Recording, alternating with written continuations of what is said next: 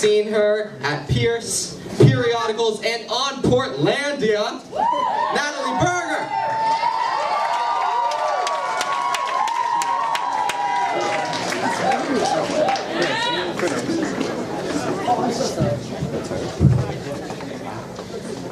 So Thanksgiving is fast approaching, and I'm all about Thanksgiving. You know, it's about food, it's about family, it's about fisting a dead turkey with breadcrumbs and egg yolk.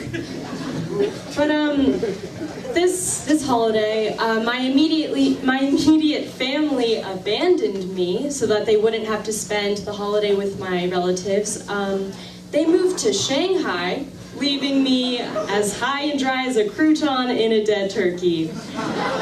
And, you know, it's not like my relatives are like gung-ho for Trump, it's just that my grandpa has a Make America Great Again hat, and my cousin, who's a freshman at the University of Alabama, has a little Trump sticker on her mini fridge. But like, that's cute, you know, she's bringing a little piece of home into her dorm life. She's like becoming a little decorator. She'll be great for marriage. But I don't know, we'll see. We'll see is, when anyone says we'll see, they're immediately losing all agency over their life. Like, I have to wake up tomorrow, but we'll see. We're like, he doesn't know we're dating, but we'll see. We're like, forgive me, Father, for I have sinned. We'll see. It's like standing at the altar across from your husband-to-be, just praying that Brad, your like hunky wedding planner, will stand up and object. But we'll see. So I have many talents, and one of them is writing English essays. The key is to choose off-brand quotations. For example, when writing an essay about the adventures of Huckleberry Finn this year, I quoted this. I like to keep it close by. Rot him. I forgot he was a preacher. I see I was up a stump again, so I played another chicken bone and got another think.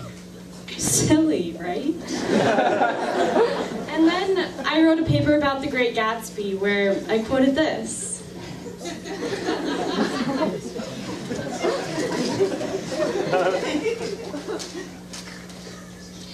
Gatsby, get the fuck out of your pastel sweater and get on your knees, you old dog, said Nick.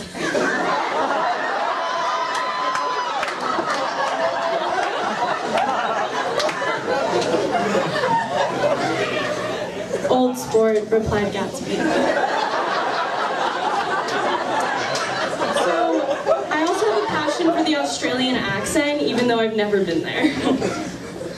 The other night, my friend and I were at a party, and this is how I stand at parties, you know, like hands fanned out, ready to accept any bird of prey that walks into the room.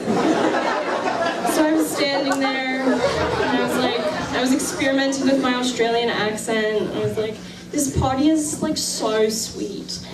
And as I'm saying this, this boy walks past me. That's a Freudian slip. So this boy walks past me, he's like, oh my gosh, are you Australian? And I'm like, who's this cute little grommet? And my friend walks away because she's seen me do this before. And so he and I start talking.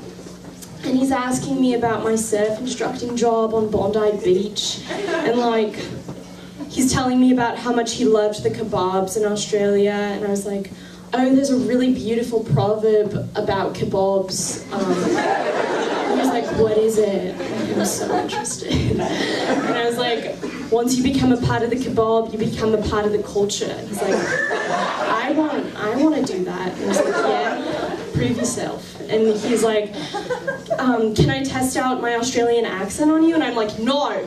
I will not stand for this mockery. And I walked away. Thank you. I'd like to finish my set tonight with an impression of the hurricanes from this year. I like to think of them as my Jewish grandparents, Harvey and Irma. And Harvey was like, "Irma, get over here, you're so slow." And Irma was like, "Hang on, Harvey, I'm looking at properties in Key West. If I can't have them, neither can they." So hopefully Harvey and Irma will be at my Thanksgiving dinner this year, but we'll see. Thank you.